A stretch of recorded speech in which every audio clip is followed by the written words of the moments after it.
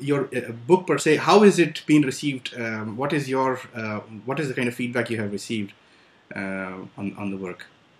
On the Mahabharata? Yes. Yes. Well, it's like this, that there are two kinds of ways I can react to that. One kind of way is I have not come across a single bad review so far. All the reviews have been invariably good. Okay. I can add to that by saying that for whatever reason, I don't know what the reason was, when the first volume came out, almost everyone was very excited.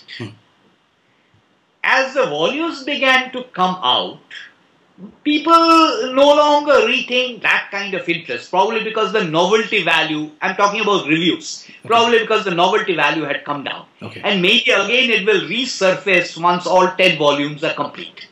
Okay. So the reviews are very kind. Everyone who has commented otherwise, verbally, email, whatever, has generally said that they've liked the translation. Okay. The other kind of response is in terms of how many copies have they sold. That may not necessarily be the best way to look at it. Yes. But that's also one indicator. Okay. Initially, each of these volumes, the first print run was of 5,000. Probably because Penguin thought that eventually when there are 10 volumes, there will be a 10-volume set, which will be marketed somewhat differently. So in terms of the 5,000 copies print run, there are some volumes which have run into 3 prints. Okay. The third run. There have been some which have just stuck to the first print run. Now don't ask me why that is the case. Maybe people found, I would logically have thought that someone who bought the first volume would also buy the third volume. Exactly. I have read the Kesari Mohan Ganguly version. Yes. And it's there on the desk, on the shelf at the back, the 4 volumes. And it is, let's say, the as-is translation transliteration of the original Mahabharata in English. So this was the first English Mahabharata, from what I recollect. And it is very difficult to go through, and it took me nearly 2 years to read 4 volumes. Now, and since you have done a translation, and 10-volume translation, you have done a meticulous job, and you have gone and broken it up into very nice form. So is it very convenient for a normal reader to sit down and read through this very smoothly and with not much difficulty? Would that be a good assumption? You're talking about my translation. Well, first let me defend Kishori Mohan Ganguly. Okay. Because you see, Kishori Mohan Ganguly, all said and done, was the first. And each one of us who has followed, whether it is Manmathanath Datta, whether it is Pilal, whether it is Van Buitenen, whether it is Bibek Debroy, our task has become simpler because of Kishori Mohan Ganguly. And he will remain the first. It was therefore phenomenal that he did that. Yes. Of course, it was not on the basis of the critical edition. It was on the basis of what is called the Bardhaman edition, or the Eastern version of the Mahabharata, because there was no critical edition there. Kishori Mohan Ganguly, today the language seems a little bit archaic. Correct. And also, just for the sake of being pedantic, there are certain shlokas that Kishori Mohan Ganguly did not dare to translate. They are usually ones, and this being the Mahabharata, this is very, very mild, but nonetheless there were some shlokas he decided not to translate because he thought they were sexual overtones. Okay. They are innocuous, they are mild, nonetheless he did not translate them. Kishori Mohan Ganguly today is very difficult to read because, as I said, the language is very archaic. What I have tried to do is to have simple, short sentences. However, what I've also tried to do is, if for some reason you now decide to sit down with the Sanskrit, suppose you want to sit down with the Sanskrit, I have tried to follow the structure of the Sanskrit. So that if you're trying to match my English with the Sanskrit text, you would have no problems. The reason I'm mentioning this, you take Van Buitenen. For the sake of making the English smooth, quite often he's taken a sentence that has come 8 sentences down the line and put it first. Okay. I have tried to avoid doing that. I have tried to follow to the extent possible the exact pattern of the Sanskrit, subject to the fact that this is a different language, which means that in some rare cases, the English may seem to be somewhat less smooth than it would have been had I had complete flexibility. But all said and done, everyone has said that the language is very smooth, the language is very reader friendly, and I think the main reason for that is short, crisp sentences. Exactly. What makes an epic and what is the essence of an epic? Unlike a Purana, there is no ready definition of an epic in the Indian context.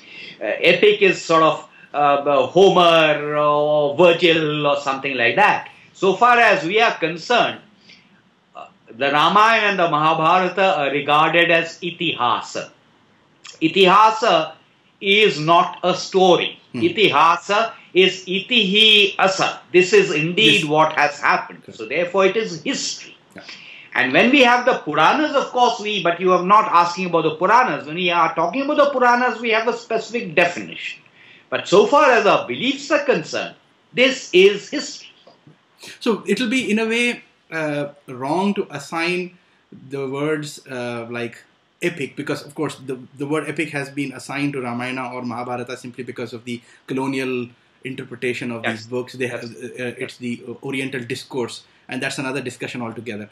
So it would be interesting for Indians to actually refer to Ramayana and Mahabharata as itihasa and not continue to use the word epic as we have been told.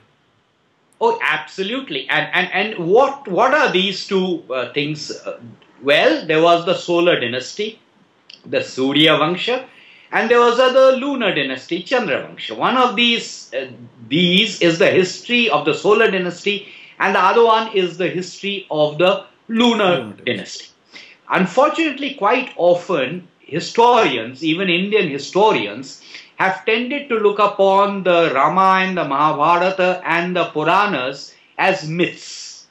And therefore there have been exceptions, like Pusalkar is an exception.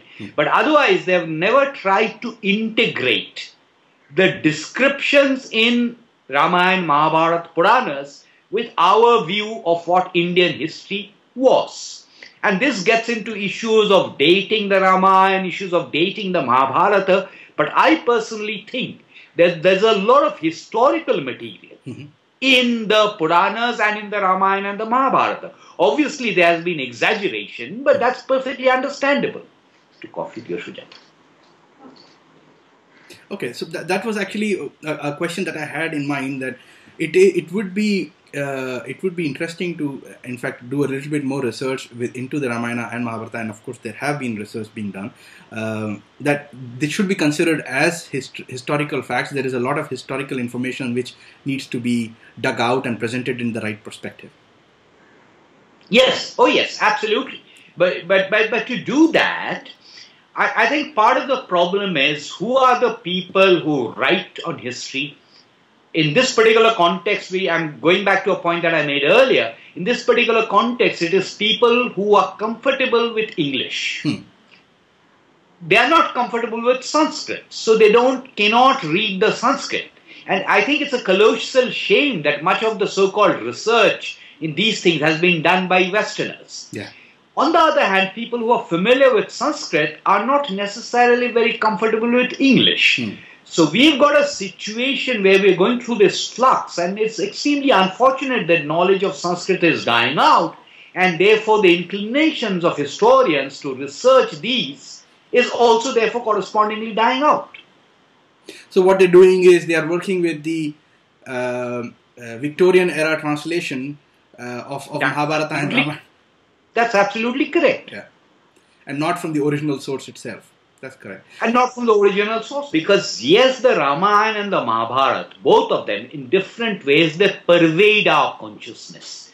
Many of our beliefs, many of our attitudes, whether we explicitly recognize them or not, they are colored by the Ramayana and the Mahabharata. Yeah. However, India is very, very heterogeneous. So India is not Britain. And therefore, I think even region-wise, we have different takes on how we react to Rama or how we react to Krishna.